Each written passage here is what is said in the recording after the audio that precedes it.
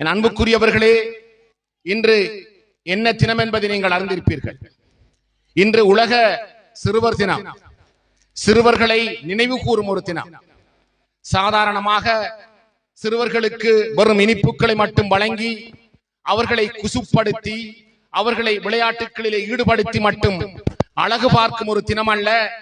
அவர்கள் எதிர்காலத்தில் இந்த உலகத்தை கட்டியாள போகும் திடகாத்திரமான வலிமையுள்ள தூண்கள் என்பனவற்றை நினைவு கூறும் ஒரு நாளாக நாங்கள் இதை பார்க்கின்றோம். அவர்களை நாங்கள் வளர்க்க வேண்டும். உண்மையாகவே அவர்கள் சரியான கல்வி பெற்று, அன்பு பெற்று, மகிழ்ச்சி பெற்று, சரியான பாதுகாப்பு பெற்று, உணவு ஊட்டங்கள் பெற்று, திடகாத்திரமான ஒரு சமூகமாக நல்ல பிரஜைகளாக இந்த உலகத்தை ஆள வேண்டும் என்பதற்காக அவர்களை நினைவு கூறும் நாளாக நாங்கள் அதை பார்க்கின்றோம். சிறந்த கல்வி வசதி ஏற்படுத்தி கொடுக்கிற பொறுப்போ பெற்றோர்களுக்கும் கல்விமான்களுக்கும் இருக்கு என்பதை நாங்கள் அறிகின்றோம். கல்விதான் இந்த உலகத்தின் சிறந்த ஒரு திறவுகோல். கல்விதான் உலக கதவுகளை இலகுவாக திறக்கக்கூடிய திறவுகோல் என்பதை நீங்கள் அறிவீர்கள். கல்விக்காக நாங்கள் அரும்பாடு படுகின்றோம். காலத்துக்கு காலம் கல்வி கொள்கைகளை அரசாங்கம் மாற்றி இப்பொழுது சிறுவர் கல்விகளை உயர்த்துவதற்காக தாராளமான பல திட்டங்களை அறிமுகப்படுத்தி இருக்கின்ற வரலாற்றை நீங்கள் உற்று நோக்குவீர்கள். மாணவர்களுக்கு சரியான கல்விகளை புகட்டுவதற்காக எத்தனையோ கோடிக்கணக்கான பணங்களை அரசாங்கங்கள் செலவழிக்கின்றன என்பதை நீங்கள் ஒரு கணம் சிந்தித்து பாருங்கள். உங்களுக்கு பாடசாலைகளிலே வழங்கப்படுகின்ற கல்வி இலவச கல்வி என்பதை நீங்கள் அறிவீர்களா? அந்த இலவச கல்விக்குள் மாணவர்களுக்கான வகுப்பறை கட்டிடங்கள், புத்தக வசதிகள், உடுப்பு வசதிகள், காலணி வசதிகள், மதிய உணவு வசதிகள் என கோடிக்கணக்கான பல டிரில்லியன் ரூபாய்களை அரசாங்கங்கள் இலவசமாக ஏன் செலவழிக்கின்றது என்பதை நீங்கள் எண்ணி பார்க்க வேண்டாமா என கேட்கின்றேன். கல்விதான் இந்த உலகத்தின் ஒழுங்கான சாவி. கல்விதான் ஒழுக்கத்தின் திறவுகோல். கல்விதான் தைரியத்தின் திறவுகோல். சுதந்திரமான கல்வியை இந்த மாணவர்கள் கற்பதன் மூலம்தான் உலகத்தை முன்னேற்றலாம் என்கின்ற ஒரு கொள்கையின் அடிப்படையிலே மாணவர்களுக்கு இவற்றை எல்லாம் இலவசமாக அரசாங்கங்கள் வழங்குகின்றது. பல மில்லியன் கணக்கிலான பணங்களை செலவழித்து அண்ணாந்து பார்க்கக்கூடிய வகுப்பறைகளை ஏன் அரசாங்கம் கட்டுகின்றது என்பதை நீங்கள் அவதானிக்கவில்லையா? பல லட்சம் ரூபாய்களை சம்பளமாக ஆசிரியர்களுக்கு கொடுத்து அவர்களை மேற்பார்வை செய்வதற்காக எம்போன்ற அதிகாரிகளை நியமித்து இதுபோன்று அவர்களை மேற்பார்வை செய்வதற்காக கோட்ட கல்விகள், வளைய கல்வி அலுவலகம் என பல்வேறுபட்ட நிறுவனங்களை நிறுவி இந்த கல்வியை முகாமத்துவம் செய்யும் திட்டத்தை நீங்கள் எண்ணி பார்க்கவில்லையா என நான் கேட்கின்றேன். ஆகவே பல டிரில்லியன் ரூபாய் செலவிலே இலவச கல்வி ஏன் எமது சிறுவர் சிறுமிகளுக்கு வழங்கப்பட வேண்டும் என்பதை நீங்கள் ஒரு கணம் சிந்திக்க வேண்டும். கல்விதான் இந்த உலகத்தின் மிக முக்கியமான சாதனம், சாசனம், சூத்திரம் என்பதை நீங்கள் அறிந்து கொள்ள வேண்டும். இவ்வாறான கல்வியை பாடசாலையில் மட்டும் கொடுப்பதன் மூலம் இந்த சிறுவர் சிறுமியர் வளர்வார்களா அல்லது கல்விவான்களாக வருவார்களா?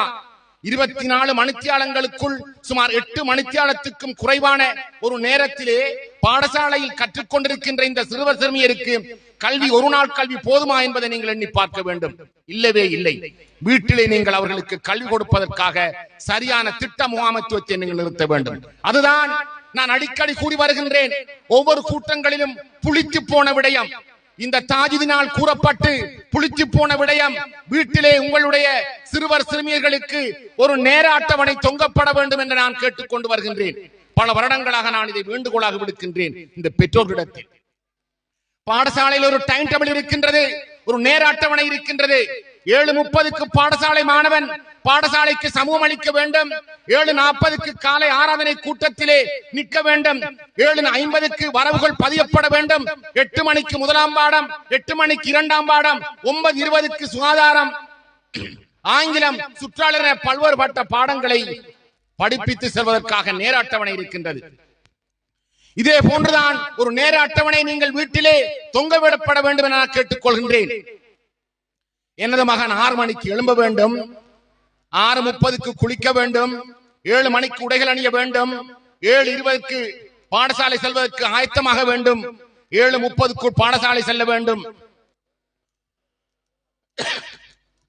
மீண்டும் 1:30 மணிக்கு பாடசாலை விட்டு வர வேண்டும், 2 மணிக்கு சாப்பிட வேண்டும், 2:30 வரை ஓய்வெடுக்க வேண்டும், 3 மணிக்கு மதரசா செல்ல வேண்டும், 4:30 மணிக்கு வர வேண்டும், 5 மணிக்கு விளையாட வேண்டும், 5:30 மணிக்கு ஓய்வெடுக்க வேண்டும், 6 மணிக்கு முகம் கழுவ வேண்டும், 6:30க்கு புத்தகம் எடுக்க வேண்டும், 7:30 மணி வரை படிக்க வேண்டும், 8 மணிக்கு சாப்பிட வேண்டும், 8:30க்கு தூங்க வேண்டும் என்கின்ற ஒரு டைம் டேபிளை உங்கள் வீடுகளில் நீங்கள் தொங்கவிடப்பட்டு இந்த மாணவர்களின் கல்விவளர்ச்சிக்கு நீங்கள் ஒத்துழைக்க வேண்டும் என கேட்டுக்கொண்டு வருகின்றேன்.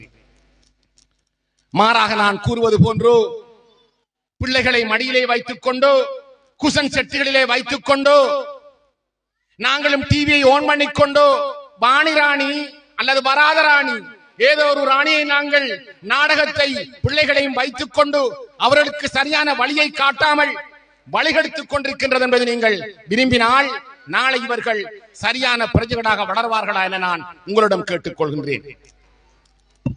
அவர்களை நீங்கள் வளர்க்க வேண்டும். அவர்களுக்கு நீங்கள் சரியான விடயங்களை சொல்லிக் கொடுக்க வேண்டும். அன்பு பண்பு பாசங்கள் ஊட்டி அவர்களுக்கு வளர்க்க வேண்டும். அவர்களுடைய சிரிப்பால் இந்த மலர்கின்றது, அவர்களுடைய சிரிப்பால் இந்த உலகம் மலர்கின்றது என பெரியோர்கள் எழுதுகின்றார்கள். அந்த சிரிப்பிலே நாங்கள் கலந்து கொள்ள வேண்டும். வாருங்கள் ஒன்றிணைவோம் என பெரியோர்கள் அழைக்கின்றார்கள். ஆகவே அவ்வாறான ஒரு விடயத்தை நீங்கள் அறிந்து கொள்ள வேண்டும். ஹெவலோக் ஹெல்லி என்கின்ற ஒரு பிரபலமான வைத்தியர் இருந்தார். அந்த வைத்தியர் சிறு வயதிலே மிகவும் பசித்தவராக, வறுமை உள்ளவராக, சாப்பாட்டுக்காக அலைந்து திரிபவராக இருந்தார். அவருடைய வரலாற்று புத்தகத்தில் ஒரு விடயத்தை நான் பேஸ்புக்கிலே வாசித்தேன். ஹெவலோக் ஹெல்லி என்கின்ற பிரபலமான டாக்டர் இளம் சிறு பராயத்திலே ஒரு தரம் பசிக்காக தனது வீட்டில் இருந்த அண்டை வீட்டு தாயிடம் கதவை தட்டி எனக்கு பசிக்கின்றது, ஏதாவது தாருங்கள் என்று கேட்டார். அந்த தாய் அன்போடு ஹெவலோக் அவர்களை அழைத்து உள்ளே இருக்குமாறு பணித்து அவரிடம் அன்று இருந்த உணவான ஒரு கப் பாலை உணவாக அவருக்கு வழங்கி இருந்தார். அந்த பாலை அருந்திய அந்த சிறுவன் பிற்காலத்தில் உலக புகழ்பெற்ற ஹெவலோக் ஹெல்லி என்கின்ற பிரபலமான வைத்தியர் கூறினார், சிறுவனாக இருக்கின்ற பொழுது அந்த பாலை அருந்திய பொழுது கூறினார், இந்த பாலுக்கும் இந்த உலகத்திலே நான் கடன் பட்டிருப்பேன் என கூறினார். பிற்காலத்திலே அந்த பெண் வளர்ந்து மிகவும் பாரிய ஒரு நோய்க்கு உள்ளானார். அந்த நோய்க்கு உள்வாங்கப்பட்டு நோயை சரிபார்ப்பதற்காக ஒரு வைத்தியசாலையிலே அனுமதிக்கப்படுகின்றார் அந்த பெண்மணி. அந்த வைத்தியசாலையை பார்வையிட்டுக் கொண்டு போன ஒரு டாக்டர் அந்த தாயை பார்த்ததும் உடனடியாக அவருக்கு அவசரமாக உதவ வேண்டும் என்று கூறினார். தனது முழு கவனத்தையும் தனது உழைப்பையும் அந்த பெண்மணியிலே செலுத்தி அவருக்கு பல்வேறுபட்ட சிகிச்சைகளை வழங்கி பல நாள் நீண்ட காலத்தின் பின்னர் அவரை சரியான ஒரு நோயற்ற பெண்மணியாக அந்த நோயை தீர்க்க வைத்து எடுத்தார். அப்பொழுது அந்த வைத்தியசாலையில் இருந்து அந்த பெண்மணிக்கு ஒரு கடிதம் சென்றது. இவ்வளவு மில்லியன் ரூபாய் நீங்கள் வைத்தியசாலைக்கு செலுத்த வேண்டும் என கூறியிருந்தது. ஆனால் அந்த பில்லின் கீழே எழுதியிருந்தது, இது நான் உங்களுக்காக உங்களிடம் இருந்து நான் குடித்த பாலுக்காக அருந்திய பாலுக்கான கடனை தீர்த்து விட்டேன் என ஹெவலோக் ஹெல்லி அவர்கள் எழுதியிருந்தார்.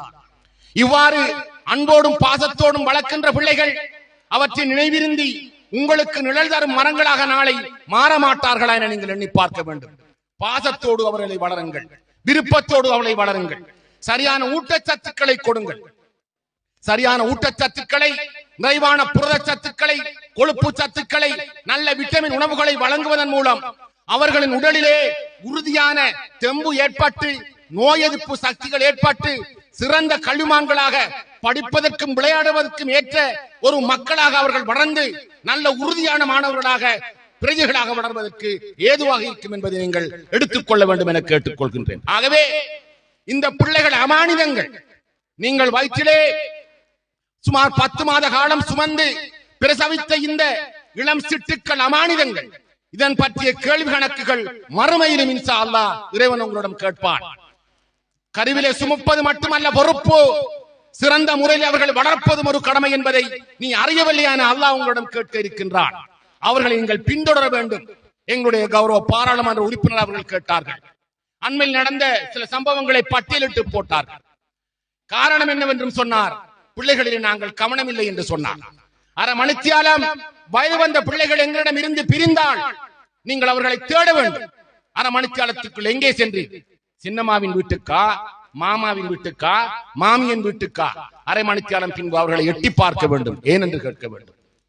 இதுதான் பிள்ளை வளர்ப்பு முறை. இதை கடைபிடிக்க வேண்டும். இவ்வாறு வளர்வதன் மூலம்தான் நாட்டிலே சிறந்த பிள்ளைகளை உருவாக்கலாம் என்பதை நீங்கள் எண்ணி பார்க்க வேண்டும். சாதாரணமாக ஒரு நெல் பயிருக்காக சில பேர் எங்களிடம் இருக்கின்ற விவசாயிகள், எங்களுடைய பெற்றோர்கள் நெல்லோடு போய் வயலுக்கு நெல்லோடு வருவார்கள்.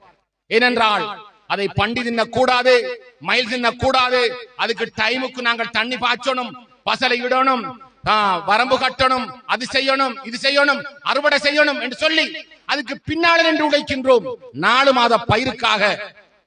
ஆனால் வாழ்நாள் பூராக நிழல் தரும் மரங்களாக நாங்கள் பறித்து உண்ணக்கூடிய கனிகளாக மாறக்கூடிய சிறந்த மரங்களை உருவாக்கக்கூடிய நாங்கள் இந்த பெற்றோர்களின் பின்னால் நாங்கள் எங்களை ஈடுபடுத்துகின்றோமா என ஒரு கணம் எண்ணி பாருங்கள்.